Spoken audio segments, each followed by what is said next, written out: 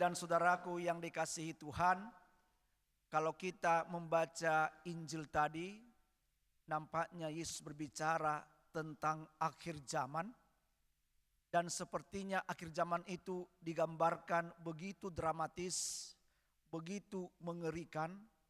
Dan itu semua di luar prediksi kita manusia. Manusia memiliki keterbatasan untuk memahami rahasia kehidupan ini. Padahal menurut para ahli, alam semesta ini sudah ada, sudah tercipta dan sudah berumur 6 miliar tahun. Meskipun sudah 6 miliar tahun alam semesta ini, sampai sekarang siapapun manusia belum mampu memahami secara jelas hidup ini nanti kelak seperti apa. Bagaimana nanti akhir zaman itu. Nah, karena kita tidak tahu bagaimana nantinya akhir zaman dan kapan itu terjadi, manusia dengan akal budinya yang meskipun terbatas meneliti kira-kira di alam semesta ini apa yang paling rentan, yang paling rawan untuk hancur. Supaya secara alamiah terjadilah kehancuran alam semesta ini. Ternyata para ahli meneliti yang paling rentan dalam alam semesta ini adalah matahari. Matahari katanya akan semakin lama semakin meredup. Maka kalau matahari sudah meredup, habislah semua galaksi Bima Sakti ini.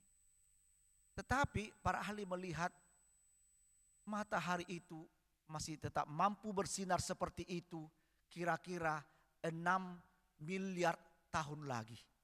Jadi tenanglah Anda.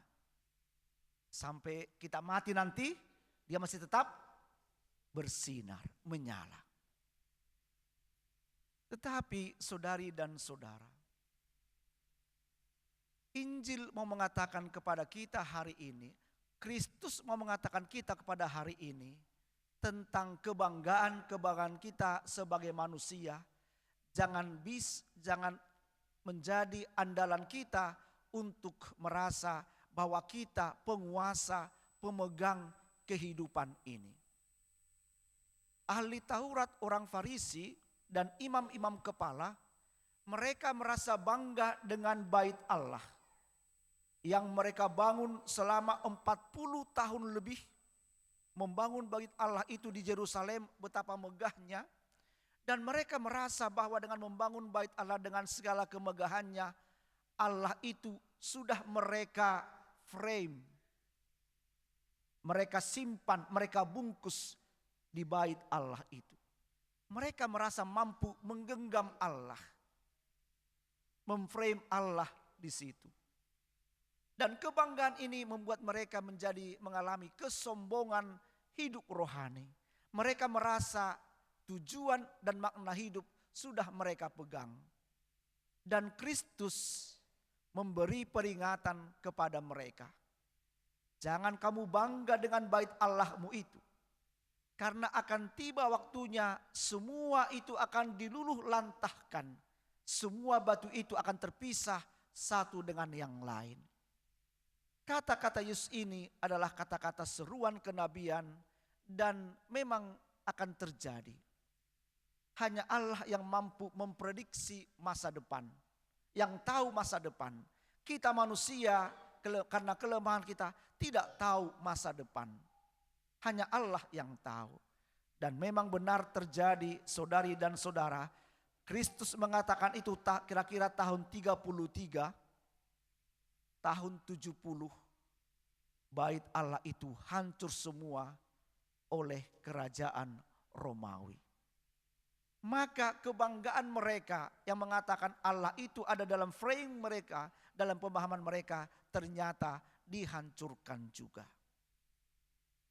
Saudari dan saudara, di zaman sekarang pun manusia mulai menunjukkan arogansinya bahwa merasa Allah itu tak perlu lagi bagi mereka. Karena merasa dia mampu menikmati hidup ini, mampu mencapai segala-galanya tanpa kehadiran Allah dalam hidup.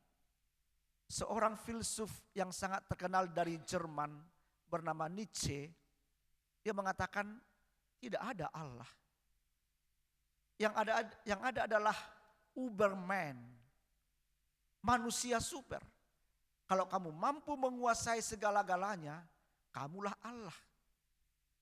Maka karena pikirannya yang begitu mendangkal arogan seperti itu, membuat dia sampai jatuh gila. Karena dia merasa dia penguasa kehidupan ini. Maka saudari dan saudara, alam semesta ini, dunia ini tak mampu kita pahami, tak mampu kita prediksi. Sampai sekarang siapa yang bisa tahu memahami langit ini sampai di mana batasnya? Pesawat secanggih apapun, alat secanggih apapun tak mampu menembus sampai di mana batas dari langit. Itu sebenarnya gambaran buat kita bahwa alam ciptaannya pun tak mampu terselami, apalagi kebijaksanaan Allah tak mampu kita selami. Maka saudari dan saudaraku yang dikasihi Tuhan, mari belajar dari kata-kata Teresia Avila. Manusia terlampau banyak memikirkan tentang Allah, memikirkan tentang dunia ini, sehingga sedikit waktunya untuk mencintai Allah. Maka mari lebih banyak mencintai Allah, agar segala kebijaksanaannya, kerendahan hati kita dapatkan dari memahami Allah itu. Mari terlebih dahulu mencintai Allah daripada ingin menguasainya, memahaminya. Karena Allah tak bisa kita kuasai, tak bisa kita pahami. Tapi Allah bisa kita cintai. Maka dengan mencintai Allah, kebijaksanaannya akan diturunkan kepada kita. Maka saudari dan saudara, kita tak tahu kapan akhir zaman. Kita tak tahu kapan akhir hidup kita. Yang bisa kita buat ialah berjaga-jaga, bertahan teguh dalam iman. Dan itu bisa kita buat kalau kita hidup di dalam cinta, hidup di dalam ketulusan. Hanya itulah senjata bagi kita orang beriman untuk menjalani hidup ini penuh makna. Hiduplah mencintai Tuhan, mencintai sesama. Hiduplah di dalam ketulusan agar kebijaksanaan Allah itu ada di dalam diri kita. Amin.